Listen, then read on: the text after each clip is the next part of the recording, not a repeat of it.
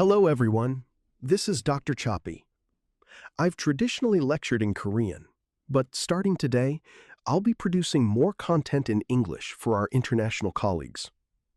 When I first started this channel, more than half of my viewers were doctors from overseas.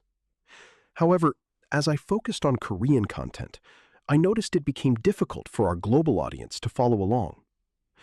To better share my clinical know-how on nerve blocks and to introduce the Dr. Choppy C-arm radiation shield, I've decided to commit to more English language content.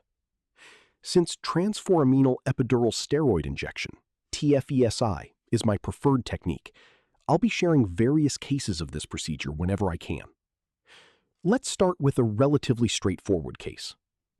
The patient is a female in her mid-50s, presenting with right-sided lower back pain and radiating leg pain. Under the suspicion of an L4-5 disc herniation, we performed a right L5 TFESI. I routinely start by capturing a 30-degree oblique view.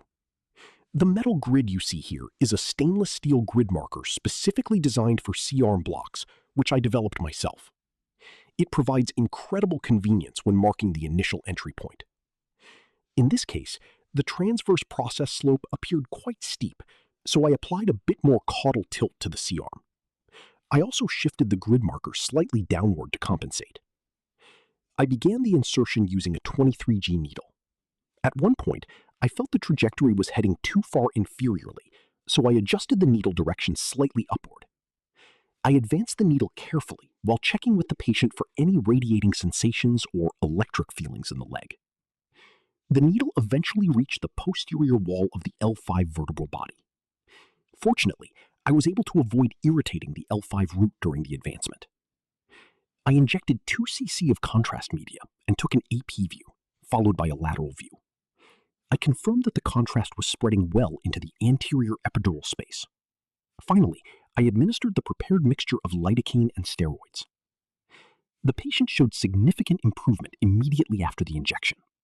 At her follow-up visit, she reported an 80% reduction in pain.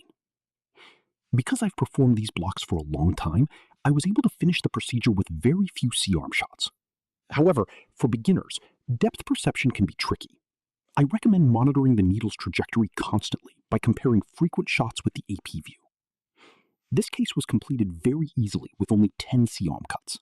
In the next video, I'll show you a more challenging case where I struggled a bit more.